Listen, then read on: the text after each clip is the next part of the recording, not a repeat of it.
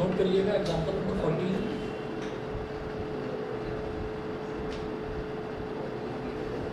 Example number 14 है which term of the arithmetic progression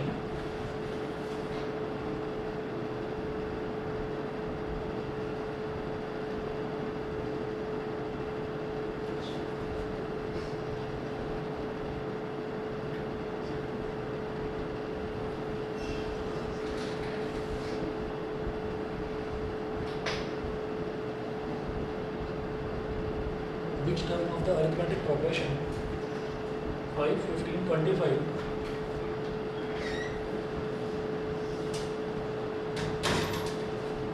dot dot will be 130 more than will be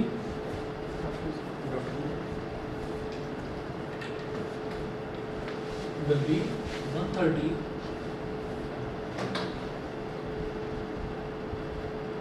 more than its 31st term.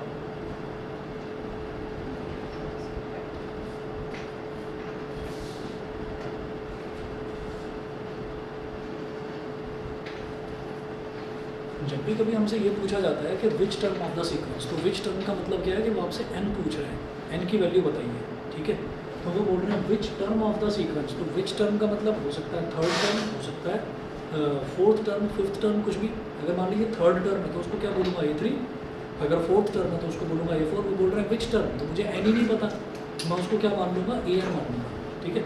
तो विच term of the arithmetic progression this will be 130 more then, तो 831 निकालें उसमें 30 plus कर विच term of the arithmetic progression, पहले which term की बात करें ना कि कौन सा टर्म, तो उसको तो AN मान लो, ठीक है। तो क्या बोलेंगे, लेट द, पहले तो AP देखिए, गिवन AP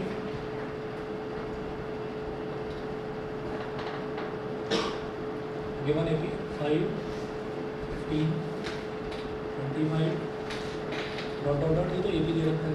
इसमें हमारा A जो है वो है फर्स्ट टर्म, वो है 5, और जो D है कॉमन डिफरेंस वो है 15 माइनस 5 मतलब 10। तो फर्स्ट टर्म तो 5 हो गया, कॉमन डिफरेंस 10 हो गया। तो किसी भी AB में मुझे फर्स्ट टर्म चाहिए होता है और कॉमन डिफरेंस चाहिए होता है, वो मुझे मिल गया।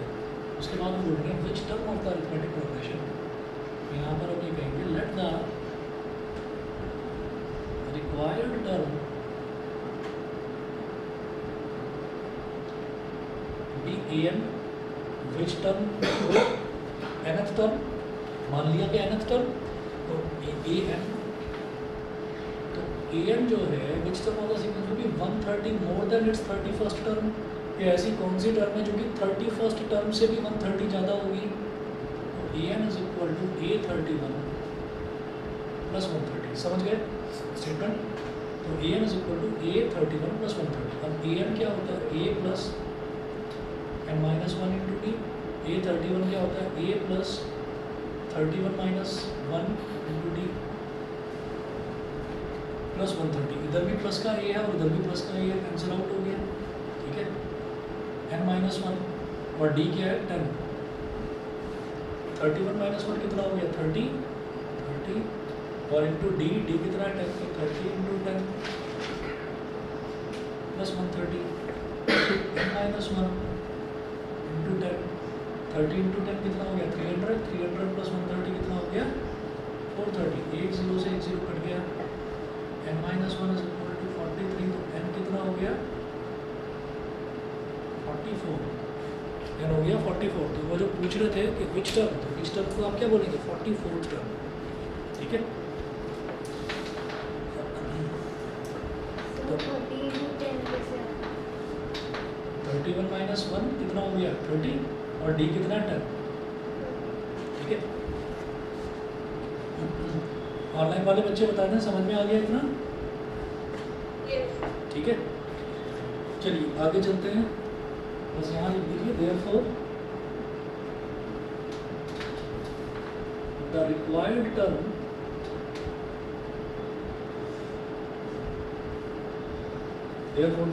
term will be, which term will be 44th term,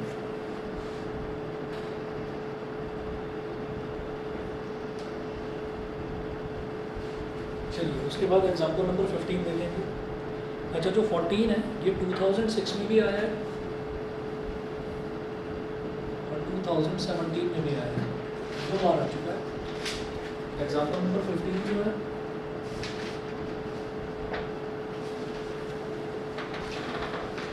ये देखिए, if the 10th term of an AP is 52,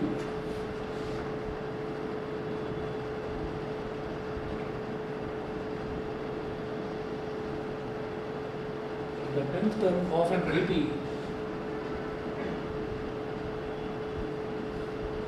the 10th term of an AP is 52 and 17th term is 20,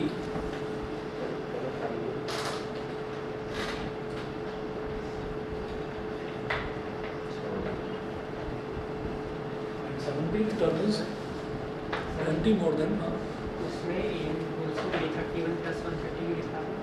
यहाँ पर दे रखा है ना, विच term of the arithmetic progression this. तो which term को मैंने क्या मान लिया, उसको मैंने मान लिया an। तो an will be 130 more than its 31st term. 31st term क्या हो गया, A31 और उससे 130 ज़्यादा। A31 किसके हो गया, साथ में लिखा आपने A31 plus 130। Sir A31 AN लिखा आपने, AN की जगह A31 लिखा है। वो पूछ रहे हैं कि कौन सी टर्म ऐसी है जो इस AP की, गिवन AP की कौन सी टर्म ऐसी है जो कि उसी AP की 31st टर्म से 130 ज़्यादा है। तो 31st टर्म क्या हो जाएगी, A31 और उससे 130 ज़्यादा ये। तो वो पूछ रहे हैं ऐसी कौन सी टर्म है, तो उस कौन सी टर्म को मैंने AN मान लिया। AN is equal to 31st term से 130 ज़्यादा will be 130 more than its 31st term. Sir formula क्या बना हुआ था इसका, AN का फॉर्मूला होता है A plus n minus 1 into D. ऐसे ही A31 का क्या हो जाएगा, भाई n की जगह 31 डाल दो बस, A plus 31 minus 1 into D plus 130 था ही इस कंडीशन के हिसाब से। तो 30 माइनस 1 कितना हो गया 30 और D कितना हो गया 10, तो 30 इंटू 10 प्लस 1। ठीक है, ठीक है भाई, क्या हो गया तुम्हें, किधर डिस्टर्ब कर रहे हो? अरे सर आप तो हर चीज़ मैं इग्नोर मार रहा हूँ जब भाई देखो, मैं बस एक चीज़ बताऊंगा, तुम दोनों बड़े पक्के दोस्त हो, 4th क्लास से साथ हो, ठीक है। दोस्ती का फ़ायदा होना चाहिए, नुकसान नहीं होना चाहिए, ठीक है। आगे भी ना हो, क्योंकि 9th क्लास तक के मार्क्स कोई नहीं पूछता, 10th के सब पूछता है। मुझे भी बुरा लगेगा, दोनों में से किसी के भी नंबर कम आएंगे, ठीक है। चलिए जी, एग्जाम्पल 15 देखेंगे। If the 10th term of an AP is 52 and 17th term is 20 more then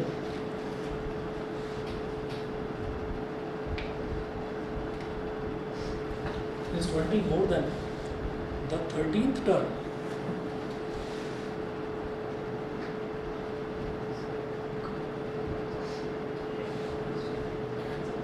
comma, find the AP।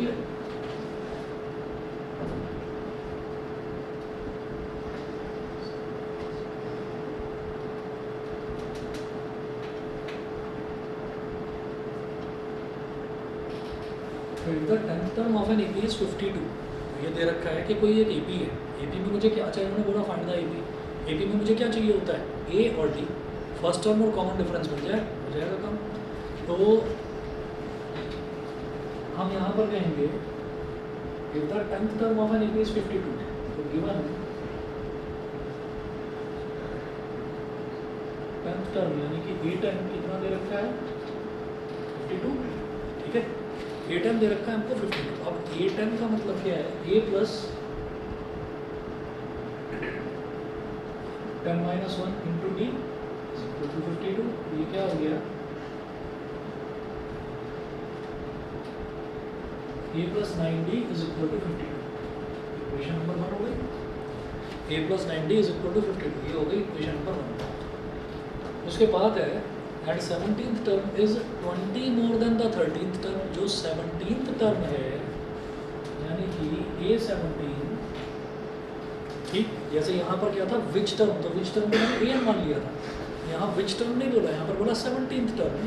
17th term is 20 more then the 13th term. तो 13th टर्म क्या हो गई A13, उससे 20 ज़्यादा, तो A13 प्लस 20, ठीक है। तो A17 इज इक्वल टू क्या हो गया A13 प्लस 20। उन्होंने बोला 17th term is 20 more then the 13th term. अब वहाँ पे क्या पूछ रहे थे, which term is 130 more than its 31st term, तो A31 में 130 ऐड कर दिया। विच टर्म पूछ रहे थे तो उसे AN मान लिया। यहाँ पर दे रखा है कि 17th टर्म जो है अपनी ही 13th टर्म से 20 ज़्यादा है। हाँ, कॉमन डिफरेंस इसका कितना आ रहा है? हाँ 5 आ रहा है और फर्स्ट टर्म 7 आ रही है। तो देखिएगा A17 का फॉर्मूला लगाओ, A plus 17 minus 1 into D, और A13 का फॉर्मूला लगाओ, A plus 13 minus 1 into D plus 20। अब इसमें क्या है कि इधर भी प्लस का है और उधर भी प्लस का है, तो कैंसिल आउट हो गए। 6 हाँ 5 17 minus 1 16 D, 13 minus 1 12 D plus 20। इसको इधर ले आएंगे, 16d minus 12d is equal to 20। 16 minus 12 कितना हो गया? 4d is equal to 20। 4 1 4, 4 5 20। तो हमारा कॉमन डिफरेंस कितना हो गया? 5। ठीक है, put this value in equation 1।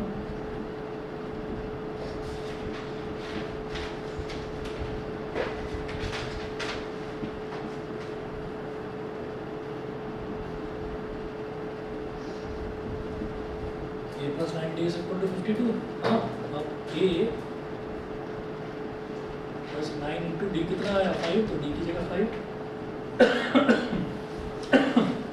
A plus 9 into 5 is equal to 52। A plus 45 is equal to 52। 52 minus 45, तो A की वैल्यू कितनी आ गई? 7। फर्स्ट टर्म हमारा 7 आ गया। इन्होंने क्या पूछा? ए भी बताइए। therefore AP will be A comma A plus D comma A plus 2D comma dot dot dot plus. 3 term बता देते हैं और 3 टर्म जो है वही उसके आगे आप डॉट्स लगा दीजिए, वो आपका AP बन गया। तो अब A कितना है यहाँ पर? 7 comma 7 प्लस D कितना है? 5 कॉमा A कितना है? 7 plus 2 into 5 comma dot dot dot छोड़ दीजिए।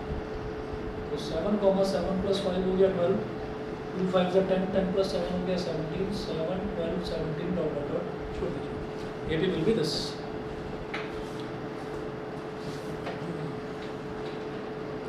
एक और एग्जांपल देखिएगा।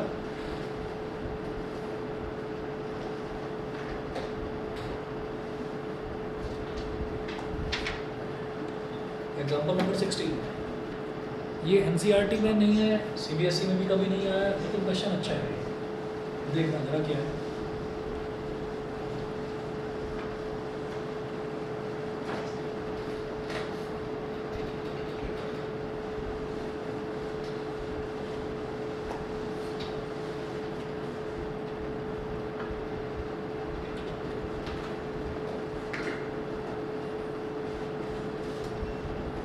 Example 16.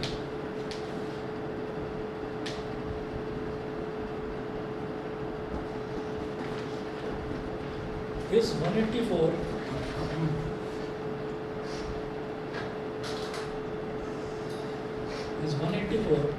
a term of the sequence?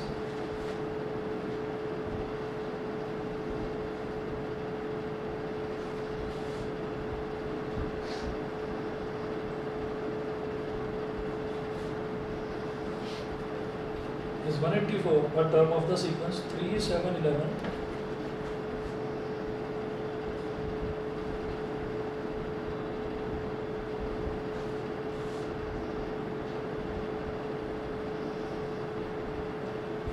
क्या ये जो सीक्वेंस दे रखा है, तो क्या 184 इस सीक्वेंस की कोई टर्म होगी?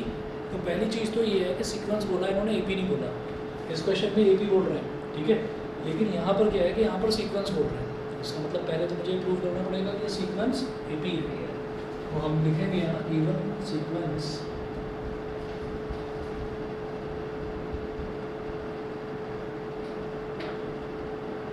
थ्री 7 11 और ऐसे डॉट डॉट डॉट करके छोड़ दिया।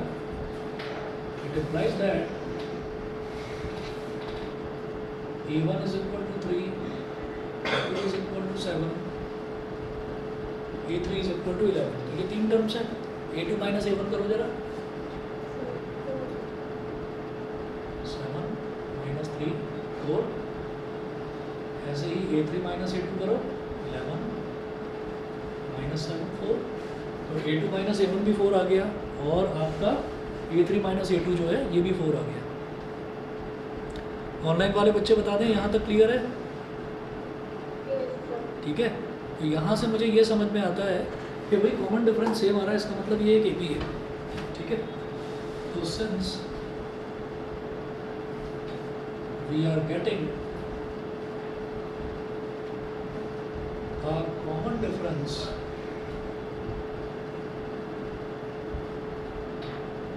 of 4 here, so it is an AP। पहली चीज़ तो ये कि भाई अब ये समझ में आ गया कि ये एक AP होगा। अब इसके बाद ये पूछ रहे हैं is 184 a term of the sequence. ठीक है, तो 184 क्या इस AP का एक टर्म है? मतलब जैसे पहला नंबर आ रहा है 3, फिर दूसरा 7, फिर 11, तो 4 का गैप है ना, तो अगला क्या आएगा 11 + 4 15, फिर क्या आएगा 19। तो ऐसे नंबर आते जाएंगे, तो ऐसे बढ़ते बढ़ते क्या इसमें कोई टर्म 184 भी लाई करेगा। ठीक है, तो हम ये कहेंगे लेट an = 184। मान लो लेट an = 184।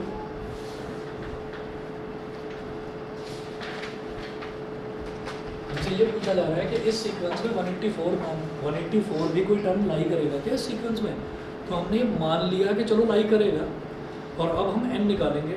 तो अगर n की वैल्यू आ गई मेरे पास, मान लो n की वैल्यू 50 आ गई, तो मैं कहूँगा यस n = 50। इसका मतलब 50th टर्म इस AP की 50th टर्म जो है वो 184 होगी। बस ये पॉइंट वगैरह तो नहीं होगी, ऐसा ही है बस। अब आप समझ गए। ठीक है, जरा देखिएगा कि an क्या है, a + n - 1 × d। यही चीज़ मैं बाद में बताता, आपने कर दिया तो समझ में आ गया वही चीज़। देखिए क्या बताना चाह रहा हूँ मैं, a + n - 1 × d = 184। तो ये क्या होता है फर्स्ट टर्म क्या है यहाँ पर 3 + n - 1, और d कितना है 4 = 184। अब इसको 3 को उधर ले जाओ, n - 1 × 4 = 184 - 3, n - 1 × 4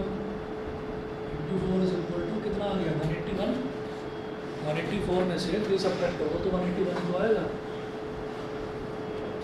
अब ये जो 181 है ये 4 से डिवाइड नहीं हो रहा, कोई बात नहीं, जैसे भी हो रहा है कर दो डिवाइड। क्या करिए, ये जो 4 यहाँ मल्टीप्लाई है इसको यहाँ ले जाओ नीचे, n - 1 =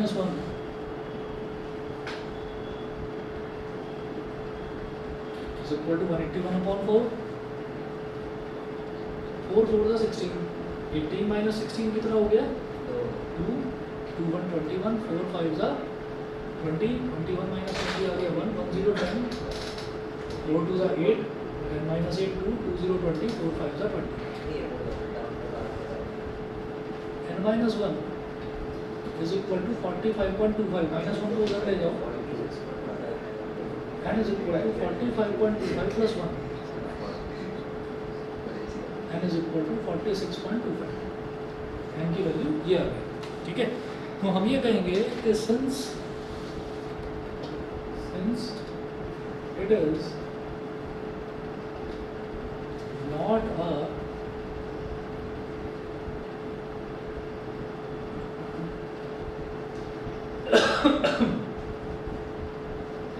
natural number, so 184 is not a term of the given AP। 184 ये जो given AP है इसकी कोई टर्म होगा ही नहीं, क्योंकि n का मतलब क्या है, n का मतलब होता है n क्या होता है 1 से स्टार्ट होता है। 1 मतलब मेरा फर्स्ट टर्म, 2 मतलब सेकंड टर्म, 3 मतलब थर्ड टर्म। तो n की वैल्यू क्या आएगी, third term, fourth term, fifth term, seventh term, sixth term, 8th term, 9th term, ये आएगा। तो n की वैल्यू तो प्रॉपर नेचुरल नंबर आनी चाहिए ना। n की वैल्यू ऐसे थोड़ी आएगी कि 46.25 टर्म, ऐसा थोड़ी होगा। तो इसका मतलब कि जब भी अगर किसी क्वेश्चन में पूछा जाए कि कोई एक टर्म दे रखी है कि ये किसी गिवन AP की टर्म होगी या नहीं होगी, तो आप बस उसको an के बराबर मान लो जो टर्म दे रखी है, वहाँ से n की वैल्यू निकाल लीजिए। n की वैल्यू प्रॉपर नेचुरल नंबर आता है तो ठीक है, अगर फ्रैक्शन में आता है, ऐसे पॉइंट्स में आता है तो आप कह देंगे नहीं वो उसकी टर्म ही नहीं है। क्लियर है, समझ गए? ये क्वेश्चन इंपॉर्टेंट मार्क कर देना, इंपॉर्टेंट मार्क कर देना, पूछा जा सकता है एग्जाम में। अपने नोट संभाल कर रखना, जो क्वेश्चन आपको करा रहा हूँ ना सारे इंपॉर्टेंट क्वेश्चन हैं, ठीक है? तो मार्क कर लेना आप, क्योंकि रिवीजन करते टाइम ये नोटबुक आपके काम आएगी। उसके बाद देखिएगा एग्जाम्पल नंबर 17, 18, 19, 20, 21, ये सारे क्वेश्चंस ना, ये इस तरीके के हमने कई क्वेश्चंस देख लिए। आपने कहा था इसके लिए मैं एक्चुअली भेजना भूल गया, आज भेजना।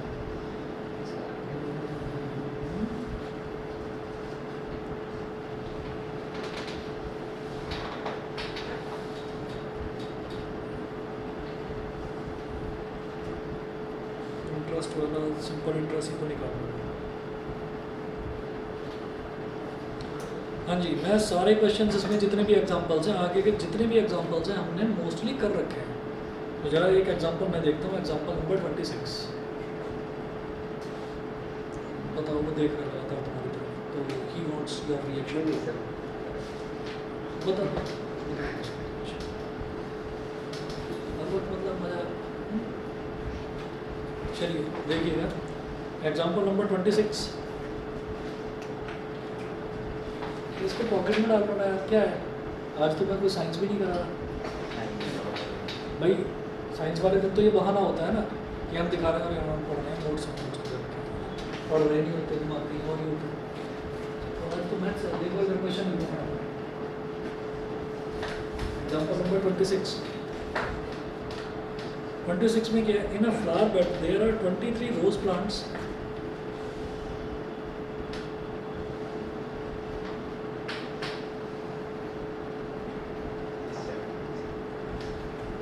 in a flower bed there are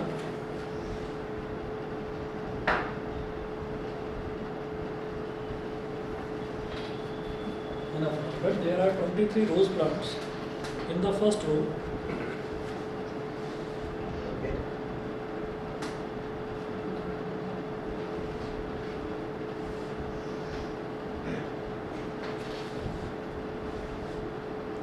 Comma 21 in the second row. 21 in the second row.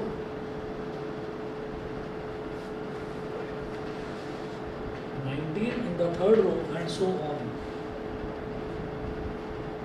19 in the third row, and so on. ठीक है? There are 5 plants in the last row. There are 5 plants in the last row. There are 5 plants in the last row. So stop. How many rows are there in the flower bed?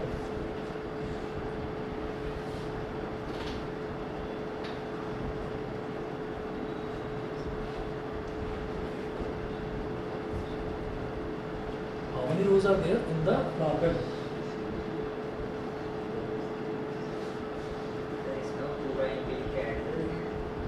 नहीं, add वगैरह नहीं करना। आप बस ये देखेंगे कि पहली रो में कितने प्लांट्स हैं। 23 है, 23 है, दूसरे में 100 है, तीसरे में 100 है, 80 बन गया? 17 हो गया, ऐसे होते हैं, उसको आगे ऐड कर। ऐड क्या करना है, मैं समझा नहीं। हाउ मेनी रोज से तो पूछ रहे हैं, है ना? तो हाँ, अब आप ये देखिएगा कि in a flower bed there are 23 rose plants in the first row. तो इसका मतलब क्या है कि पहली रो में कितने प्लांट्स हैं? 23 प्लांट्स पहली रो में। ऐसे ही दूसरी रो में कितने प्लांट्स हैं? 21। ऐसे ही तीसरी रो में कितने हैं? सर 5 प्लांट वाली कौन सी टर्म है वो निकालने की यस। बात है।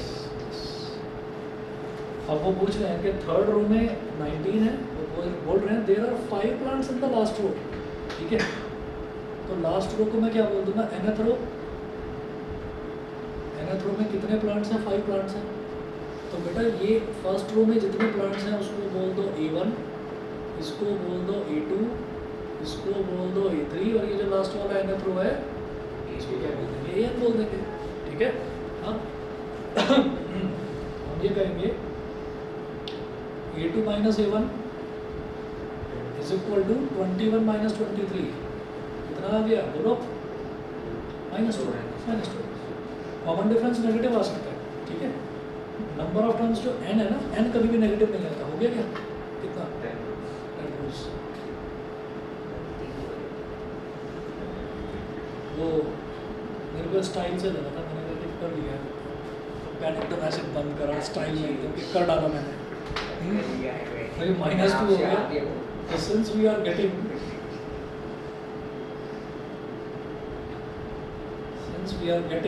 a common difference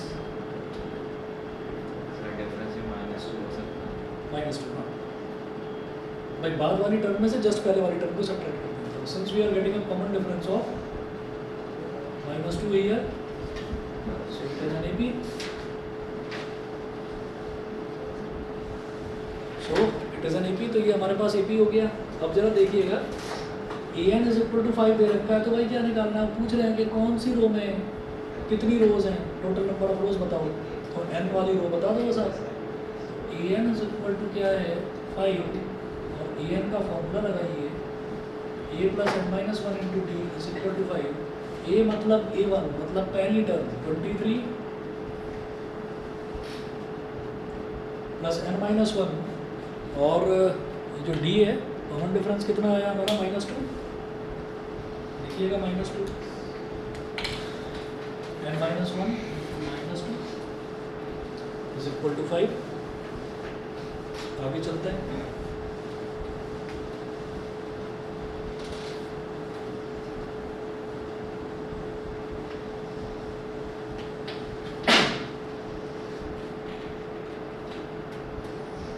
ये जो 23 है इसको उधर ले जाओ। हाँ, 10। ये हो गया -2 इंटू n माइनस 1 और 5 minus 23 -2 into n minus 1 is equal to 5 minus 23 is -18 minus से माइनस कट गया 2 1 2 2 9 18 n minus 1 is equal to 9, तो n is equal to 9 plus 1 n is equal to 10। मतलब वो पूछ रहे हैं how many rose are there in the flower bed, तो कितनी रोज हो गई? आखिरी रो में ही तो 5 थे, तो आखिरी रो मतलब आखिरी रो कौन सी रो है? 10वीं रो है, तो टोटल नंबर ऑफ रोज कितनी है? 10। ठीक है, so there are 10 rose in the flower bed.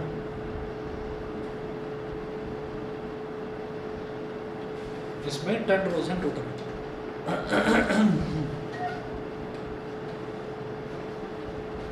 Online वाले बच्चे बताएं, क्लियर? ठीक है, सिमर, सोमिल, आकाश, यस सर। ओके।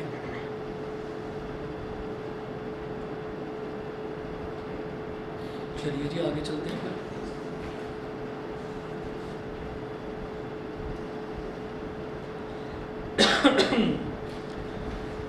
आगे 27, 28 ये भी आसानी कर लेंगे। NCERT के क्वेश्चन है सीधे सीधे। एग्जाम्पल नंबर 29 देखिएगा, लेवल 2 का क्वेश्चन है और 2017 में आया है। ठीक है, इसमें लगाना जरा दिमाग। एग्जाम्पल नंबर 29 लगाना। If the mth term of an AP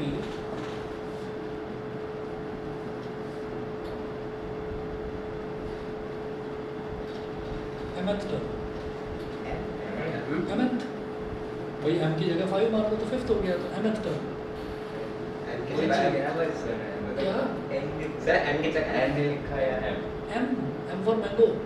हाँ, वो भी n पर भी आ रहा हूँ, बेचैनी नहीं। देखो ना, if the mth term of an AP अभी बेस्ट पर भी आ रहा हूँ। if the mth term of an AP be 1 upon n for next if the mth term of an AP be 1 upon n कुछ बोला था हमारे यार जोक ही नहीं खत्म होते। and the nth term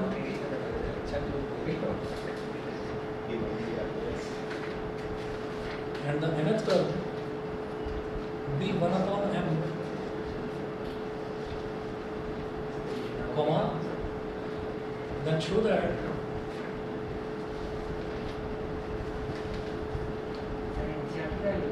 नहीं अरे पागल है क्या एनसीईआरटी में आएगा एनसीईआरटी का नहीं है, ये सीबीएसई में 2017 में बोर्ड के एग्जाम में आया था, वो वाला वो लिखा हुआ है that show that its mnth term वही सूत्र इधर खराब है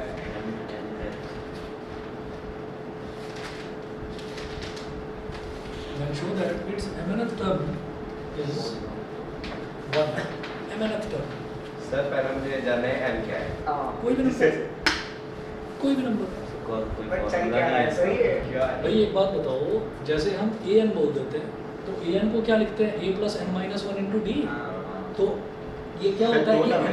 अरे सुनो दोस्तों, ये जो ए एन है ये क्या होता है, ये nth टर्म होता है, ठीक है, तो A plus N minus one into D लिख दिया। अभी वो बोल रहे हैं mth टर्म, तो mth टर्म क्या होगा A plus M minus one into D, mnth term क्या होगा A plus M N minus one into D. करो प्रूव, अरे ए पी है, करो भाई। अरे कर भी दिया शुरू, इसने कर दिया उसने कर दिया, जल्दी करो तुम यार, बातों में लगे हुए। तुम सोच रहे हो ये चल क्या रहा है तरीके से। हाँ जी ट्राई करिए जरा ऑनलाइन वाले भी, अरे ऑनलाइन में भी बैठे हुए हैं कुछ खिलाड़ी, कर देंगे बता रहा हूँ। बैठा हो ज्यादा गाली करके बैठा है ये तो सोमिल है, कुशाग्र है, सिमर है, कर देंगे, सिमर भी कर देंगे। अरे ट्राई तो करो, हथियार को डाल दिए यार, हद हो गई। mth टर्म का मतलब a plus M minus one into D, try तो करो, लिखो तो सही। साफ करवाया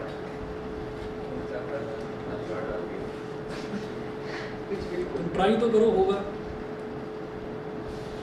चालू कैसे करना है अरे सही लिखा है, सही लिखा है भाई, हाँ गलत नहीं है, सही है, कॉन्फिडेंस रखो अपने अंदर बेटे सही लिखा है। मैं भी यही लिखने वाला हूँ, पहला स्टेप मेरा भी यही है। आगे ये जो m लिखा, हाँ ये भी सही लिखा है तुमने। ओहो, बस हंसना है, अभी ट्राई तो कर रहा है एटलीस्ट, वो लिखा ही नहीं तुमने कुछ। देखो अच्छा चलो छोड़ो, देखो इधर if the mth term of an APB 1 upon m, ये दे रखा है ना, जरा देखो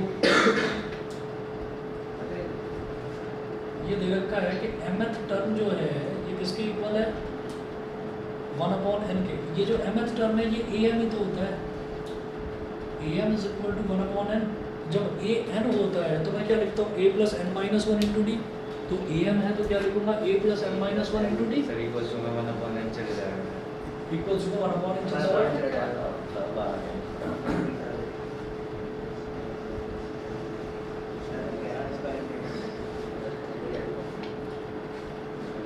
am का मतलब हो गया, n की जगह n की जगह 1.m डाल देंगे। बस बस देखो तो सही, एक बार देखिए, ये am है तो am को क्या लिखेंगे, a plus M minus one into D is equal to 1 upon n। ठीक, इसी तरीके से एक तो ये हो गया। उसके बाद nth टर्म क्या दे रखा है, nth टर्म दे रखा है 1 अपॉन m, ठीक है। अब nth टर्म क्या होगा, a n is equal to 1 upon n, तो a n क्या हो गया, 1 plus n minus one into D is equal to 1 upon n। ये हमारे पास आ गया इक्वेशन नंबर 1 और ये आ गया इक्वेशन नंबर 2। ये बता दो ये समझ गए कि नहीं, ठीक है। अब दिमाग में एक चीज़ रखनी है भाई कि हमें यहाँ पर m और n नहीं निकालना, m और n फाइंड आउट नहीं करना है। क्यों नहीं करना फाइंड आउट, क्योंकि ऑलरेडी दे रखा है mth term is 1 upon m, तो उसकी जो वैल्यू है वो n की टर्म्स में दे रखी है। nth term is 1 upon m, तो nth टर्म की जो वैल्यू है वो m की टर्म्स में दे रखी है, तो n और m यहाँ पर अननोन नहीं है। समझ लो कि ये कांस्टेंट है, दे रखा है, आंसर में वो आ जाए अगर m और n, तो कोई बात नहीं, कोई प्रॉब्लम नहीं। कोई भी AP निकालने के लिए मुझे क्या चाहिए होता है, फर्स्ट टर्म और कॉमन डिफरेंस। फर्स्ट टर्म क्या होती है a, कॉमन डिफरेंस क्या होता है d। जरा देखो इक्वेशन नंबर 1 और इक्वेशन नंबर 2, ये क्या हो गई, ये हमारी पेयर ऑफ लीनियर इक्वेशन की तरह सॉल्व होगी। आप क्या करिए, सब्ट्रैक्ट इक्वेशन, ध्यान से सुनो मजाक मत करो ना, समझ में आएगा, क्वेश्चन अच्छा है। सब्ट्रैक्ट इक्वेशन 2 फ्रॉम 1, इक्वेशन 2 को 1 में से सब्ट्रैक्ट कर दीजिए। क्यों कर रहा हूँ सब्ट्रैक्ट? क्योंकि प्लस का ए इधर भी है, प्लस का ए इधर भी है, ए से ए कैंसिल आउट हो जाएगा। हमें ए पी में क्या निकालना होता है? ए और डी निकालना होता है। तो जो हम पेयर ऑफ लीनियर इक्वेशन में निकालते थे, क्या निकालते थे? एक्स और वाई। तो दो अननोन टर्म्स क्या होती थी? अननोन वेरिएबल एक्स और वाई। यहाँ पर दो अननोन क्या होंगे? ए और डी। सब्ट्रैक्ट करिए, क्या देखना, A plus M minus 1 into D is equal to 1/n, A plus N minus 1 into D is equal to 1/m। Subtract करते हैं तो नीचे वालों के साइन बदल जाते हैं, इसका साइन माइनस, इसका साइन माइनस है बेटा। N equals to M N आ रहा है शायद। अभी देखो, अभी देखो, ये ए है, ए से ए कैंसिल आउट हो गया, ठीक है। यही करने के लिए तो सब्ट्रैक्ट करा था कि ए जो अननोन है वो कट जाए, एलिमिनेट हो जाए, हो गया ए एलिमिनेट। अब इस वाले टर्म में से ये वाला टर्म सब्ट्रैक्ट हो रहा है, तो इसको ऐसे लिखो, m minus 1 into D minus n minus 1 into D, हो गया भाई। ये प्लस का था, जब सब्ट्रैक्ट करते हैं तो नीचे वाले का साइन प्लस नहीं रहता, प्लस है तो माइनस हो जाता है, माइनस है तो प्लस हो जाता है, बदल जाता है। तो minus n minus 1 into D ये हो गया, और इधर 1/n minus 1/n minus 1/m ये हो गया। चलिए भाई, ये देखो, इस टर्म में से ये टर्म सब्ट्रैक्ट कर रहे हैं और दोनों में मल्टीप्लिकेशन में डी है, तो डी को निकाल लो कॉमन। डी को निकाल लिया कॉमन, तो यहाँ क्या बचा? m माइनस 1 माइनस यहाँ क्या बचा? n minus 1, bracket close. ये जो 1/n माइनस 1/m है, एलसीएम ले लो।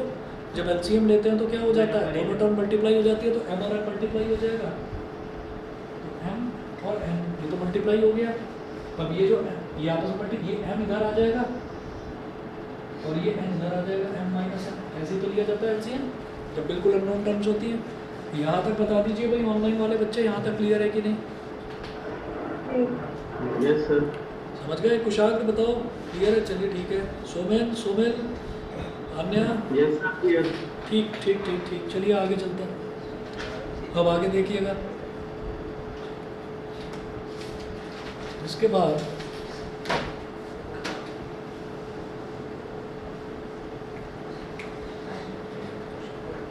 अब डी ले लिया कॉमन, तो ब्रैकेट में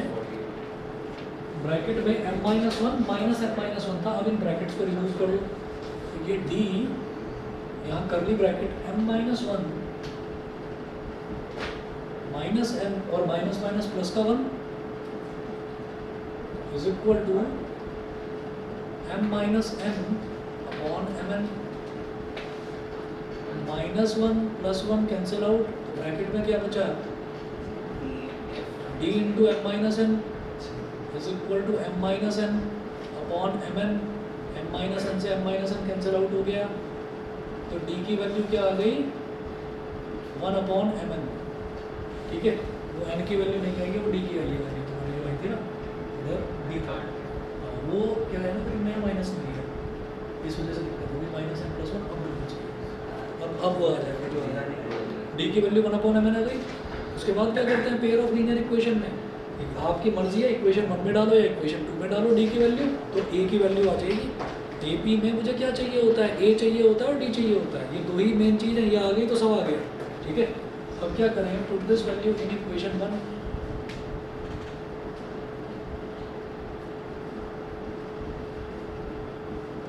इक्वेशन 1 में डाल दो।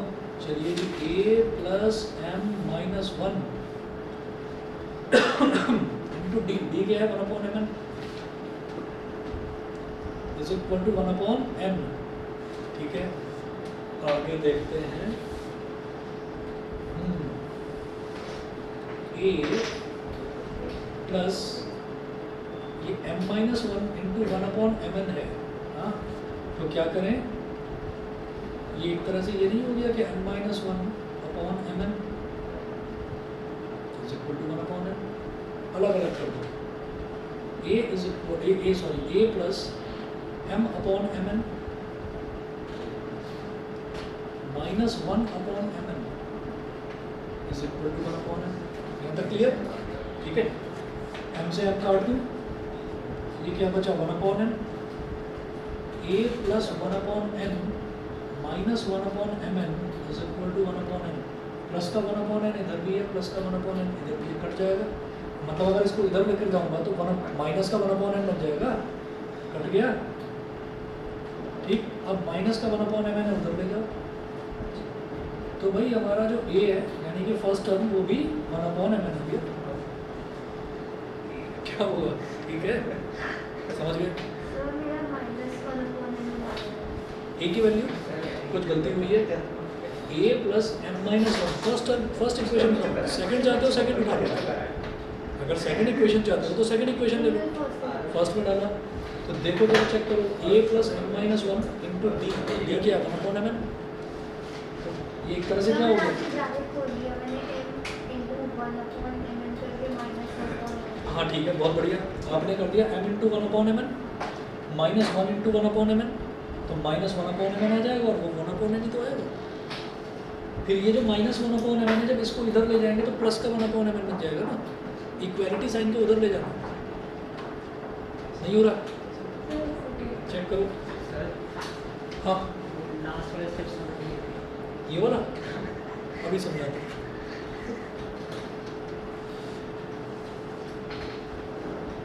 यहाँ तक क्लियर था? यहाँ तक क्लियर था पक्का?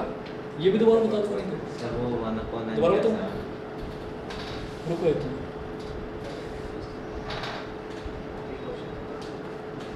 इधर वाला 1 अपॉन एन, नहीं वही अच्छा ये समझ में आ गया, m minus 1 into 1 upon M N क्या हो गया, m minus 1 upon M N हो गया। स्प्लिट कर दो, तो स्प्लिट कैसे होगा, m अपॉन एम एन और माइनस 1 अपॉन एम एन, दोनों को अलग अलग लिख दिया, is equal to 1 upon m। अब m से m कट गया तो बेटा इधर क्या बचा 1 अपॉन m, इसको दोनों टर्म्स को इधर ले लो, ये 1 अपॉन m तो यहाँ पर था ही, ये प्लस का 1 अपॉन m जब उधर जाएगा तो क्या बनेगा माइनस का 1 अपॉन m, ये माइनस का 1 अपॉन एम एन इधर था तो उधर जाकर क्या बन जाएगा प्लस का 1 upon M N, minus 1 upon N plus 1 upon N, खत्म, आंसर हो गया। ठीक है, तो ए की वैल्यू 1 अपॉन एम एन, जब ए की वैल्यू आ गई 1 अपॉन एम एन, डी की वैल्यू भी 1 अपॉन एम एन, अब क्या करना है, show that its M nth term is 1। अब एम एनथ टर्म की बात करते हैं, ए और डी तो आ गया ना, तो इसी ए पी का एम एनथ टर्म, भाई फिफ्थ टर्म इतनी होती है, सिक्स्थ टर्म इतनी होती है, ए पी बताओ, ये क्वेश्चन नहीं आएंगे, बहुत जरूरी है, घुस जाओ उसके अंदर। ठीक है, हाँ लगे रहो, बहुत इंपॉर्टेंट चल रहा है ना, ये एक बार इधर एक बार उधर। ठीक, तो पागल है, बार बार बोल रहे हैं, तो उसको रखना है, लेकिन फिर हाथ में चला जाता है, पता नहीं क्या है। सच बता रहा हूँ, प्रॉब्लम हो गई है तुम्हारे साथ, कुछ सीरियस प्रॉब्लम हो गई है, ये उसको मतलब बार बार इसका हाथ अपने आप ही पहुँच जाता है। फोन का कभी से रोज साइकिल पड़ती है। सच में जरूरत है तुमको उस चीज की भाई, बहुत सर पेपर में एक ज़्यादा। आर्टिकल आया था बच्चों को साइकिल जाना पड़ रहा है मोबाइल के एडिक्शन की वजह से। ये मान नहीं रहा उस चीज को, मान जाओ उस चीज को। मुझे देख लीजिए आप, ए की वैल्यू आ गई डी की, ठीक है, ए की value 1 upon M N, D की वैल्यू 1 अपॉन एम एन। अब क्या करना है, show that its M nth term is 1। M nth term क्या होगा भाई, जैसे मुझे पता था कि ए एम क्या है, एमएथ टर्म क्या हो गया, A plus M minus 1 into D, nth term क्या है, A plus N minus 1 into D, तो ये एम एनथ क्या है, A plus M N minus 1 into D, बस। और क्या करना है बोलो, अभी क्या मंत्र पढ़ रहे हो, और सॉल्व करना पता है। नहीं क्या कर रहा है, बोल रहा है कुछ, अभी देख रहा हूँ क्या गलती करी है तुमने। फिलहाल ए को 1 अपॉन एम एन लिखो और आगे बढ़ो, वो अभी मैं बता रहा हूँ। देखिए जी, नाउ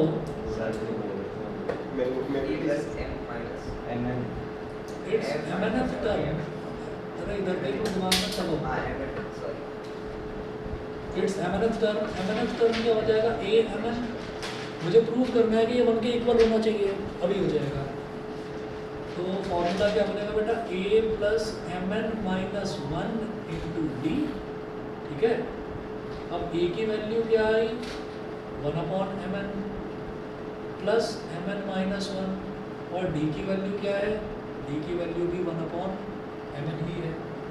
ठीक है, अब ये हो गया 1/mn प्लस ये क्या हो गया mn माइनस 1/mn।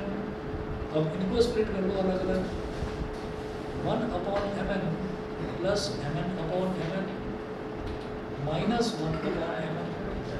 अब क्या करूँ, 1/mn से माइनस 1/mn काट दूँ, mn 1 जा mn 1 आ गया इज इक्वल टू 1। सर इस 4 लाइन के लिए हमें 2 पेज भरे। ये क्वेश्चन भी तो 5 नंबर का है, क्वेश्चन भी तो 5 नंबर का है। ऐसा क्वेश्चन ये तभी करवाते जब इतने सारे लोग एब्सेंट हैं। नहीं नहीं ऐसी बात नहीं है, जो सीरियस है बच्चे वो प्रेजेंट है, चाहे ऑनलाइन हो चाहे ऑफलाइन। सर बताइए। तो मैं तुम्हें बुरा नहीं कह रहा हूँ, तुम लोगों की कमी है, मैंने तुम्हारी पढ़ाई में कभी कोई कमी नहीं निकाली, तुम लोगों की कमी ये है कि तुम हंसते जाते हो बस, मैंने पढ़ाई में कोई कमी नहीं निकाली। मुझसे भी सवाल निकाल देता है बंदा। और ये मोबाइल फ़ोन में ज़्यादा इन्वॉल्व ये है। सर के सवाल करना मुझसे भी सवाल निकाल देता है। मैच में कर लगी तो बताइए समझ गए, अब दिखाओ जरा अपनी वो नोटबुक, ऑनलाइन वाले बच्चे बताएं क्लियर है, सर ठीक है। इसे ऐसे भी कर सकते हैं। अरिथमेटिक प्रोग्रेशन बेटा 7 या 8 नंबर का है, मैं आज शेयर कर दूंगा आपके साथ में शीट, इसमें पूरा सिलेबस है जिसमें नंबर लिखे सर और इसका लास्ट नंबर नंबर है है सर। अभी सम ऑफ टर्म्स बचा हुआ है और वर्ड प्रॉब्लम, ठीक है ना। सर क्वालिटी बैठे करा दो। सर पढ़े वो पढ़े तो आपने नहीं है। करा देंगे। चलिए बेटा आज फिर इतना ही करते हैं। सारी नहीं था वो उसमें सर इसने रेसिप्रोकल करके डायरेक्ट निकाला ये चले। अभी बताओ 2 minute. Sir for application of trigonometry में ग्रीक और से क्या लिख रही हो? क्या होता सर है रेसिप्रोकल करके कि 1 मिनट रुको, पहले मैं चेक करूँगा। देना ऐसा करना भाई वो कहना क्या मिला है। आपके को पता है रेसिप्रोकल हम कब लेते हैं, क्या बोलते हैं, मेरा जब हमारे पास दिया हो कि ये है M से M करके हमें बना शुरू दो। करना है कि बने तो दोनों मल्टीपल फिर ये m माइनस 1/n कैसे होगा? अच्छा हाँ, तो ये गलत करा ना, ब्रैकेट लगा देना फिर, जब यहाँ ब्रैकेट लगाओगे तो ये माइनस m हो जाएगा और minus minus plus equal to 1 of the show हाँ क्या पूछ रहे थे बताओ ना। सर इसने क्या किया है, मैंने अपॉन वन को रेसिप्रोकल करके लिख दिया है इक्वल्स टू। अरे वो तो हमें आदि सम एप्लीकेशन ऑफ ट्रिग्नोमेट्री आ रहा है कितने नंबर का है? चलिए जी आज के लिए इतना ही, कारण बाकी फिर कर लेंगे क्लास। पूरा कि एक ही तो एक्सरसाइज है